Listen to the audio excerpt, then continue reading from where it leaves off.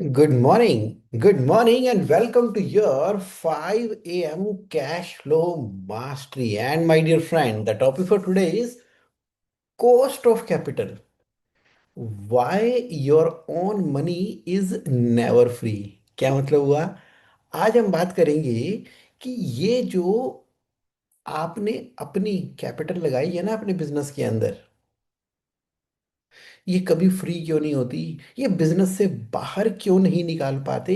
पैसे बिजनेस से बाहर निकलेंगे, फ्री होंगे, जो एक्सेस कैपिटल लगी हुई है कंपनी के अंदर, और उससे आप क्या करोगे? नेट वर्थ क्रिएट करोगे। फिर बिजनेस की जब एक्सपेंशन की जरूरत होगी तो आप फिर बिजनेस के अंदर कैपिटल को इन्वेस्ट कर सकते हो। बिजनेस फिर ग्रो करेगा और रिटर्न कमा कर देगा आपको। कॉस्ट ऑफ कैपिटल ये बड़ा ही दिलचस्प और इम्पोर्टेंट टॉपिक है। क्यों है ये बड़ा दिलचस्प और इम्पोर्टेंट टॉपिक? इसलिए क्योंकि इसके अंदर ना हमें बात करनी है। बात करनी है कि जिस चीज की तरफ कभी हमारा ध्यान ही नहीं जाता। कहाँ पर ध्यान नहीं जाता? कैपिटल पे। किसकी कैपिटल? अपनी कैपिटल। अरे, बिजनेस को तो पैसा चाहिए ना। अब पैसा किसी का तो लगेगा। अब अपना भी लगेगा, सप्लायर का भी होगा, और डेप्ट फंड भी चाहिए होगा। लेवरेज होती है, लेवरेज बिजनेस के अंदर। लेवरेजिंग का मतलब क्या होता है कि अगर हमें प्लांट एंड मशीनरी खरीदनी है तो हमने प्लांट एंड मशीनरी परचेज की और बैंक से उसको फाइनेंस करवाया। उसमें से फॉर एग्जांपल 20% मार्जिन मनी हमने दी है, 80% का हमारे पास टर्म लोन आ गया है। और जैसे जैसे वो एसेट हमें कमा कर देगा तो ना केवल बिजनेस के अंदर कैश फ्लो जनरेट करेगा, बल्कि वो लोन लायबिलिटी है वो भी खत्म होती चली जाएगी। लेकिन समझना तो ये पड़ेगा ना, समझना तो ये पड़ेगा कि डेप्ट फ्री कैश रिच बिजनेस की जब बात होती है तो सारी कैपिटल अपनी लगी होती है। अब ये कैपिटल की जो कहानी है, ये सारी कैपिटल अपनी लगी होती है। का मतलब क्या है? बिजनेस कमा भी तो रहा है।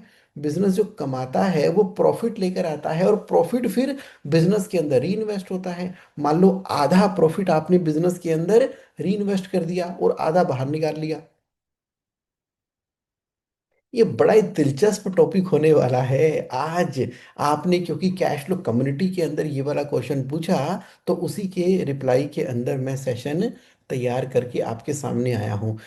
पहले जरा एकेडमिकली किताबों के हिसाब से देखते हैं वहां पर क्या होता है। एकेडमिकली बुक्स में क्या होता है उसको समझते हैं। ये देखिए, कुछ इस तरह से दिखाई देता है। मान लीजिए कॉस्ट ऑफ कैपिटल निकालनी है मैंने। पहले मैं कॉस्ट ऑफ कैपिटल जो बिजनेस में लगी हुई है, चाहे मेरे लगे चाहे लोन पे लगे, कैसे भी लगे, उसकी क्या कॉस्ट है वो कैसे निकालते हैं इसको समझेंगे। फिर सेशन को आगे बढ़ाएंगे। मान लीजिए आपने खुद के 1 करोड़ रुपए बिजनेस के अंदर इन्वेस्ट किए हुए हैं और आपने लोन लिया हुआ है 50 लाख रुपए का।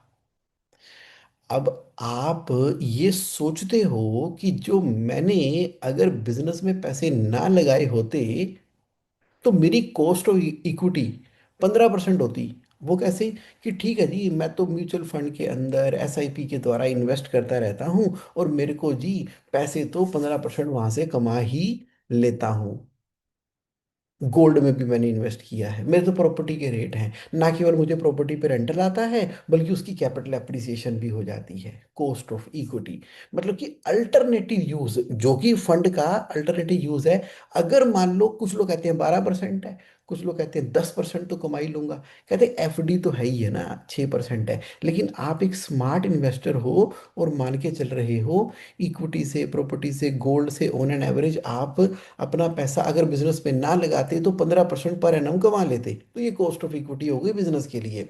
अच्छा, लोन आपको H D F C, Union Bank, SBI से 9% पर एनम के ऊपर मिल रहा है, तो ये कॉस्ट ऑफ डेप्ट हो गई। तो 15% cost of equity, 9% cost of डेप्ट, कैलकुलेशन कर लेते हैं। अब ये weighted average cost of capital क्या आएगी? टोटल कैपिटल कितनी है employed in the business? 1 crore plus 50 lakh, 1.5 crore है। अब यानी कि 1 करोड़ बटा में 1.5 करोड़ यानी कि 66% हो गया।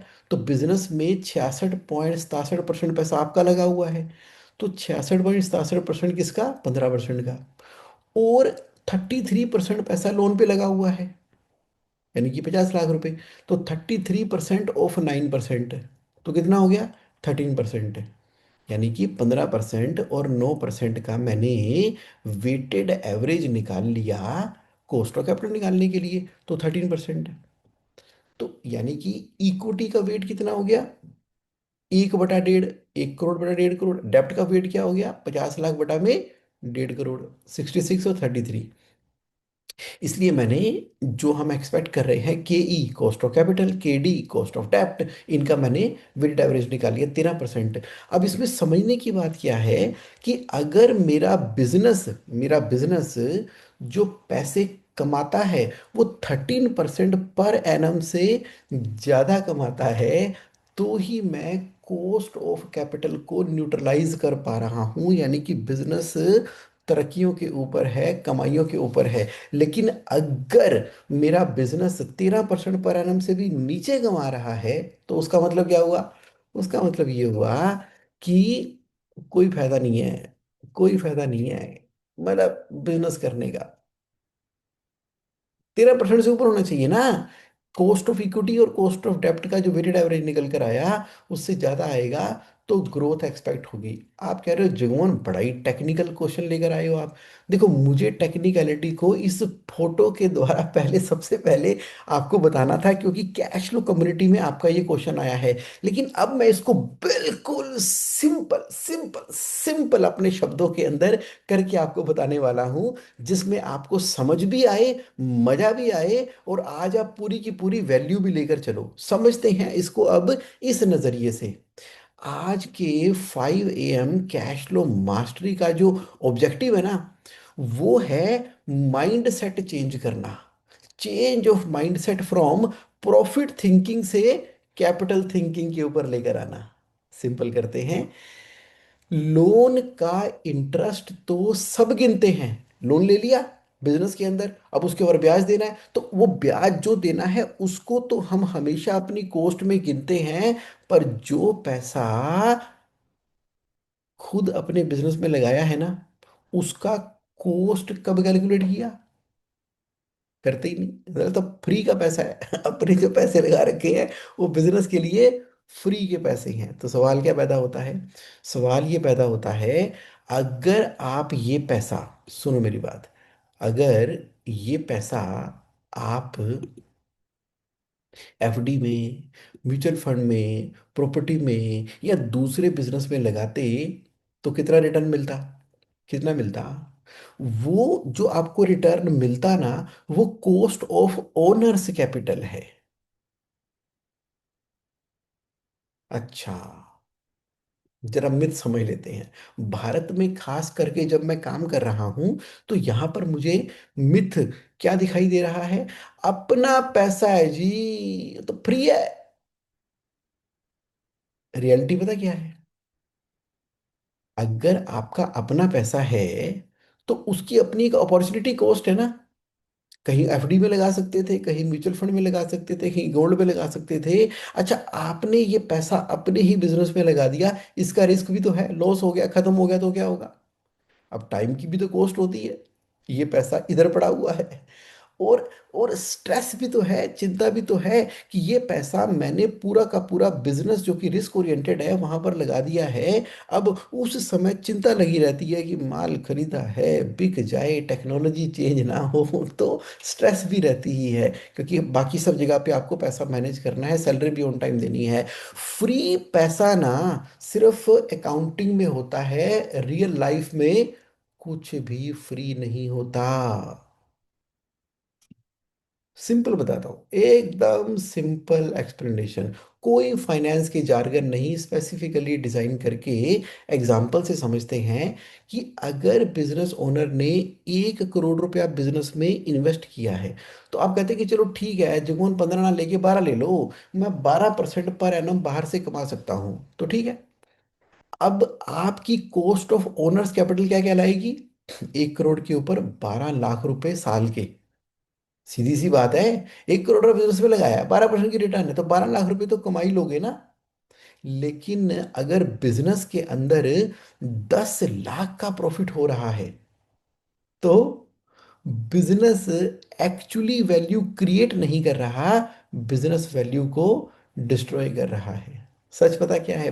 प्रॉफिट दिखता है पर वेल्थ क्रिएट नहीं होती, क्योंकि बिजनेस के अंदर हम अपनी कैपिटल लगा के पता नहीं किस दुनिया में खोए हुए हैं। एग्जाम्पल देता हूँ। मैं गया मुंबई। मुंबई में है विले पार्ले वेस्ट। वहां पर बहुत बढ़िया शानदार मेन रोड है। तो मेरे एक जानकार क्लाइंट हैं, दोस्त हैं, उन्होंने वहां पर क्या खोला हुआ है, ऑटोमोबाइल का उन्होंने वर्कशॉप खोली हुई थी।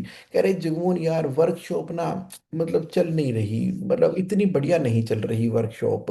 और उसके अंदर ना मुझे सिर्फ और सिर्फ बड़ी मुश्किल से भी ना इतना बड़ा सेटअप लगाने के बावजूद भी मात्र 5-1 लाख रुपए का महीने का प्रॉफिट होता है। कुछ करो, अपने कैश फ्लो के रूल लगाओ, कुछ जादू करो, कुछ करो, देखो टेक्नोलॉजी सिस्टम प्रोसेसेस क्या होना चाहिए, फाइनेंशियल कंट्रोल क्या होना चाहिए कि मेरा प्रॉफिट कम से कम 5 लाख से बढ़ के 10 लाख तो हो, डबल माई प्रॉफिट तो हो मंथली। इस तरह से उसने मुझे बुलाया। जब मैं गया SV road, Vile Parle waste, तो मैंने देखा कि ये जो जगह है ना, जहां पर इसने अपनी खुद की जमीन के ऊपर इतना बड़ा शॉल वर्कशॉप बना रखी है। तो ऐसे ही बैठे बैठे हम इकट्ठे लंच कर रहे थे। तो मैंने बोला कि यार एसवी रोड पे तो मैं काफ़ी टाइम से आता रहता हूँ और देख भी रहा हूँ, मेरे कुछ जानकार है, उन्होंने काफ़ी रियल एस्टेट भी बनाए हैं, सोनी का शोरूम भी है यहाँ पे। तो उस समय रियल एस्टेट की बात चल रही थी। तो वैसे तुम्हारी इस जगह की कीमत कितनी होगी, शोरूम की प्रॉपर्टी की वैल्यू? कहता है जुगोन भाई बस यही चीज है, इसी से मन में तसल्ली रहती है। मैंने क्या क्या क्या? कहता है जगह थोड़ी बड़ी है, इसकी वैल्यू ना 100 करोड़ की है। मैंने कहा "हैं? क्या बात कर रहे हो? मतलब कि तुम 5 लाख रुपए महीना वर्कशॉप से प्रॉफिट निकाल रहे हो और 100 करोड़ की जमीन लेके बैठे हुए हो? क्यों? अगर 100 करोड़ के ऊपर 1% भी आपका मंथली रिटर्न आती है तो वो 1 करोड़ रुपए हो जाती है। तो आपकी ये 100 करोड़ की कैपिटल 1 करोड़ रुपए महीना कमा सकती है। और आप 5 लाख रुपए का प्रॉफिट कमा के उसको 10 लाख करने के चक्करों में पड़े हुए हो। ये क्या कर रहे हो आप? कहते कोई नहीं, कई सालों से है जी, हमारा थोड़ा नाम बना हुआ है, अब चल रही है, वर्कशॉप चल रही है, कभी इस बारे में सोचा ही नहीं। तो मैंने कहा सोचो। तो फिर सोचा। जब सोचा तो उसके बाद तो कमाल हो गया। वो पूरा का पूरा कॉम्प्लेक्स जो है ना बना दिया गया। उसमें से 70% हिस्सा बेच दिया गया। 30% हिस्से के ऊपर रेंटल इनकम स्टार्ट कर दी गई। जो 70% बेच दिया गया उसको फिर आगे पोर्टफोलियो में इन्वेस्ट कर दिया गया। पोर्टफोलियो में इन्वेस्ट करने के बाद वहां से रिटर्न आनी शुरू हो गई है। तकरीबन 60-70 लाख रुपए महीने का तो वैसे ही उसको आना शुरू हो गया। प्लस हमने कुछ और काम किया तो 20 लाख और भी आया, 90 लाख आया।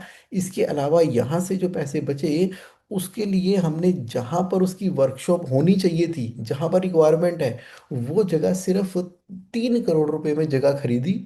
और वैसा ही शोरूम जैसा यहाँ 100 करोड़ में चल रहा था वहाँ 3 करोड़ में बना दिया हमने। फिर बाकी तो चलो बिजनेस का प्रोजेक्ट था, वहां पर पैसे वैसे लगे और वो हो गया। और फिर हम 6-7 महीने के बाद दोबारा बैठे हुए थे। कहता है जगमोहन तुम्हारी एक कम्युनिकेशन ने ना मेरी जिंदगी पलट के रख दी है। कहाँ मैं 5 लाख रुपए के प्रॉफिट के ऊपर भी स्ट्रेस में रहता था, और आज 1 करोड़ रुपया तो ऐसे ही मेरे पास आ रहा है, ऊपर से जो कैपिटल अप्रिशिएट हो रही है वो अलग बात है। तो मैंने कहा सोचो, जागो, देखो क्या हो रहा है आपके बिजनेस के अंदर और आपकी लाइफ के अंदर। ये वाला एग्जाम्पल जब सामने आया तभी तो सबसे बड़ा सच सच ये है, प्रॉफिट दिखता है पर वेल्थ क्रिएट नहीं होती। ये कारण है, ये कारण है, ये कारण है। समझो, आगे समझो। आरओआई क्या होती है और रिटर्न ऑन कैपिटल एम्प्लॉयड क्या होती है? आपका बिजनेस आपके कैपिटल को कितना कमा के दे रहा है। आपका बिजनेस, पूरा बिजनेस, जितने भी पैसे आपने बिजनेस में लगा रखे हैं, एग्जांपल लगाते हैं, रिटर्न ऑन कैपिटल एम्प्लॉयड का मतलब ये है कि जो हमने प्रॉफिट कमाया, प्रॉफिट कौन सा, ऑपरेटिंग प्रॉफिट, यानी कि ऑपरेटिंग प्रॉफिट क्या होता है, इंटरेस्ट माइनस करने से पहले ऑपरेटिंग प्रॉफिट कहलाता है। इंटरेस्ट माइनस करने से पहले, टैक्स भी माइनस करने से पहले, ऑपरेटिंग प्रॉफिट जो हुआ, और कैपिटल एम्प्लॉयड यानी कि जितने भी पैसे कैपिटल एम्प्लॉयड किए हैं, जहां पर अपनी कैपिटल हो चाहे लोन लिया हो, हाँ कुछ पैसा हमने फ्री कैश रखा हुआ है बैंक के अंदर, उसको माइनस कर दो, तो ये होती है कैपिटल एम्प्लॉयड टोटल। और थंब रूल क्या है, अगर अगर रिटर्न ऑन कैपिटल एम्प्लॉयड जो है वो कॉस्ट ऑफ कैपिटल से कम है, तो बिजनेस अनहेल्दी है। और रिटर्न ऑन कैपिटल एम्प्लॉयड जो हम कमा रहे हैं बिजनेस के अंदर, जो मिल रहा है 18%, 20% कमा रहे हैं, और कॉस्ट ऑफ कैपिटल है 12% की, तो इसका मतलब है कि बिजनेस अब वेल्थ क्रिएट करना शुरू कर रहा है। ये पॉइंट क्लियर हो गया। आरओआई मतलब कि मुझे क्या एक्सपेक्टेड है, आरओसीआई मतलब कि जितना भी पैसा बिजनेस के अंदर लगा रखा है हमने, अपना हो चाहे बाहर का हो, सिर्फ प्रॉफिट नहीं, कैपिटल का रिटर्न भी इंपॉर्टेंट है, सिर्फ प्रॉफिट नहीं। देखा, मैं आपका माइंड सेट कहाँ पे लेके जाना चाह रहा हूँ आज, कहाँ लेके जाना चाह रहा हूँ। माइंड सेट आज के सेशन का ऑब्जेक्टिव है, change mindset from profit thinking कि 5 लाख रुपए महीने का प्रॉफिट हो रहा है, से कैपिटल थिंकिंग कि एक्चुअली में मैं वेल्थ क्रिएट कर पा रहा हूं बिजनेस के अंदर और अपनी पर्सनल लाइफ के अंदर। तो मुझे समझना पड़ेगा कि मेरी रिटर्न ऑन कैपिटल एम्प्लॉयड है कितनी, है कितनी, है कितनी, और उससे मुझे ज्यादा कमाना है जिससे कि वेल्थ क्रिएट हो सके। तो 3 वार्निंग है। पहला, प्रॉफिट है पर कैश टाइट है, इसका मतलब है कि गड़बड़ है। बिजनेस चल रहा है पर ओनर रिच नहीं हो रहा, वही वही कोलू के बैल की तरह पीसिंग पीसिंग पीसिंग, चक्की पीसिंग पीसिंग पीसिंग, बिजनेस चल रहा है। 1 साल, 2 साल, 5 साल, 10 साल, चल चल चल चल, बिजनेस उसी चक्कर में फंसा हुआ है। पहले भी टेंशन थी, अभी भी टेंशन है, कुछ नहीं किया तो ये टेंशन बनी रहेगी। कैपिटल बढ़ता जा रहा है लेकिन रिटर्न वही स्टैग्नेंट रिटर्न है, उतनी ही आ रही है। ये सब कॉस्ट ऑफ कैपिटल इग्नोर करने के सिम्टम है।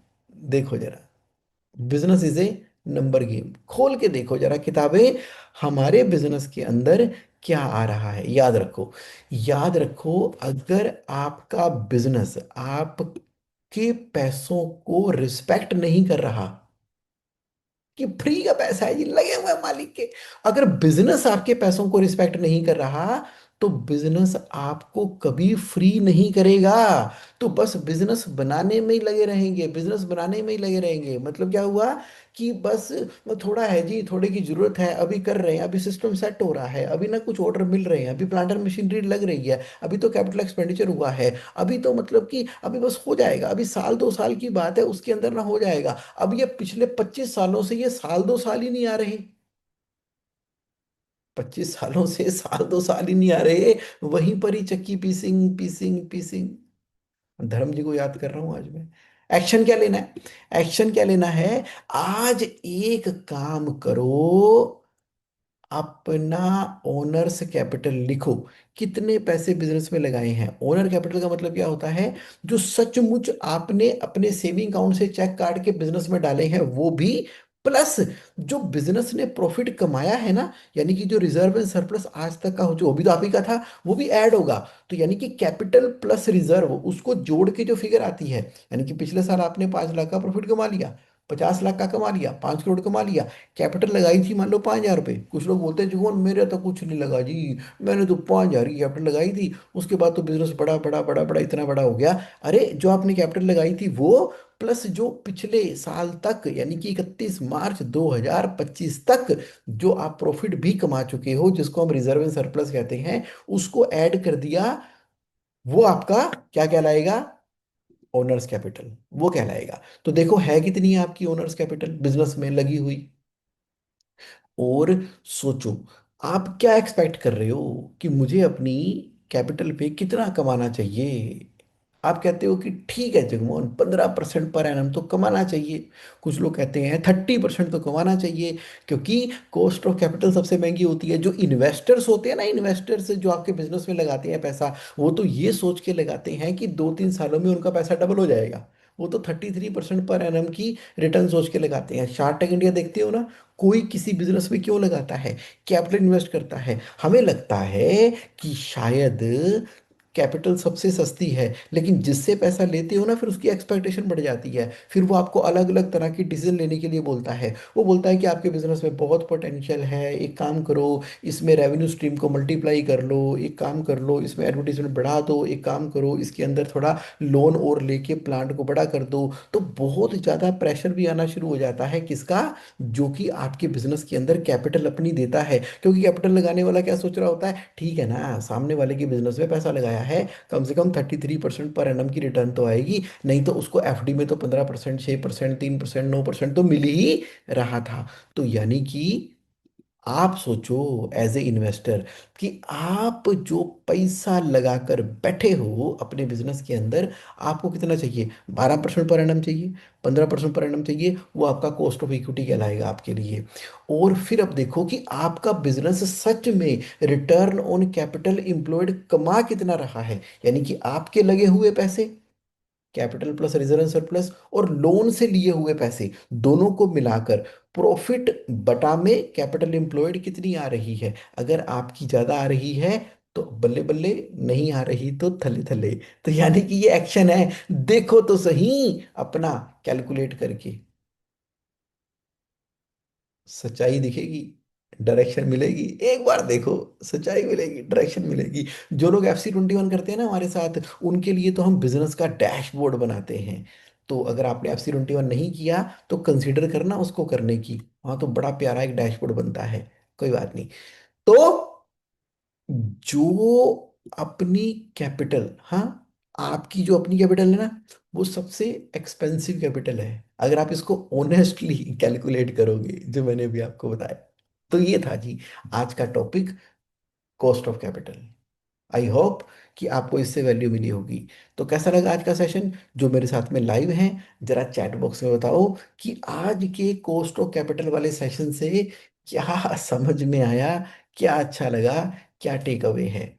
और बाकी जो रिकॉर्डिंग देखेंगे वो तो पूरा का पूरा आनंद लेंगे, आप कमेंट में भी बता सकते हो। और बाकी JSA ऑनलाइन पे चले जाओ, JSA ऑनलाइन पे जाकर अगर आप अभी भी कैश फ्लो कम्युनिटी का पार्ट नहीं हो तो ज्वाइन और कम्युनिटी पे क्लिक करो, और क्लिक हेयर टू ज्वाइन करो, सीधा का सीधा आप पहुंच जाओगे कैश फ्लो कम्युनिटी के अंदर। और जो क्वेश्चन आप यहाँ पर पूछते हो फिर उसको मैं यहाँ पर भी आंसर करता हूँ, अलग अलग प्लेटफॉर्म के ऊपर 5M कैश फ्लो मास्टरी के अंदर वीडियो भी बनाता हूँ और आपको प्रोवाइड करता हूँ। तो जुड़ो इस सबसे बड़ी भारत की कम्युनिटी के साथ में, JSAonline.in के ऊपर। तो ये था आज का सेशन, और आपका मेरे साथ लाइव जुड़ने के लिए बहुत बहुत बहुत धन्यवाद। के मिश्र जी कह रहे हैं कि I am told that loan is the cheapest type while equity cost is the highest, if so what. ये कौन कह रहा है? ये कह रहा है जो बिजनेस चला रहा है ना, बिजनेस चला रहा है, वो कहता है कि अगर मुझे सस्ता बाहर से पैसा मिलता है तो मैं अपने पैसे क्यों लगाऊं, क्योंकि अपने पैसे तो मेरे नेटवर्थ में ग्रो कर रहे हैं, ये वो इंसान कह रहा है। बट के महेश्वरी जी, यहाँ पर हमें एक ध्यान रखना पड़ेगा, क्या मैं डेप्ट फ्री बिजनेस रन करना चाहता हूँ तो मैं लोन नहीं ले रहा। मैं अगर अपनी डेप्ट इक्विटी एक कंट्रोल में रखना चाहता हूं, यानी कि 0.5:1, लोन 0.5 का आधा, बाकी मेरी कैपिटल, या 1:1, बैंक भी बोलता है कि अगर आपकी डेप्ट इक्विटी रेशियो 2:1 से ज़्यादा हो गई ना तो रिस्क होगा। तो रिस्क कितना लेना है? जैसे जैसे डेप्ट बढ़ता चला जाएगा बिजनेस के अंदर रिस्क भी बढ़ता चला जाएगा, चाहे वो देखने में सस्ती है। तो यहाँ पर हमें क्या करना होगा? एक वाइज डिसीजन लेना होगा। The amount which we draw is that to be considered as expense. जो आप विड्रॉ करते हैं उसकी दो कैटेगरीज हैं, अगर आप एज ए डायरेक्टर सैलरी लेते हैं तो वो एक्सपेंस है, इंटरेस्ट ऑन अनसिक्योर्ड लोन लेते हैं वो भी इंटरेस्ट है, आप रेंट लेते हैं तो भी वो आपका एक्सपेंस है, जो कि आप normally as a business owner company में से 3 तरीकों से निकालते हैं, वो तो एक्सपेंस में आ गया, उसे तो प्रॉफिट वैसे ही कम हो गया। अब वो प्रॉफिट भी इतना होना चाहिए जो कि आपकी कॉस्ट ऑफ कैपिटल से ज्यादा की परसेंटेज शो कर रहा हो तब वेल्थ क्रिएट होगी, तब मजा आएगा बिजनेस करने का। मारवाड़ी ऐसे ही करते हैं ना। मारवाड़ी कम्युनिटी कैसे कैलकुलेट करती है, कहते हैं देखो जी कितना प्रॉफिट हो गया, अब इसमें से रेंट निकालो, इंटरेस्ट निकालो, सैलरी निकालो, और अपना जो इतना रिस्क ले रहे हैं उसके पैसे निकालो, फिर जो बचा वो प्रॉफिट है, वरना प्रॉफिट ही नहीं हो रहा, मंदा है। ठीक है। पिनल शाह जी कह रहे हैं eye opener, only profit watching is not the one thing, wealth creation is a new perspective. Absolutely Hemendra ji, as always very useful information, thanks a lot, thank you Hemendra ji for your participation, excited for 19th January। Rajnish Goyal ji कह रहे हैं good morning and wish you और a very happy new year, today's topic is very important, will definitely calculate today. Thank you and happy new year to every participant, every cash flow community. So thank you so much for your live participation, और अब मिलते हैं next Saturday एक नए topic के साथ में, और डिटेल के अंदर जाएंगे। Thank you, thank you, thank you.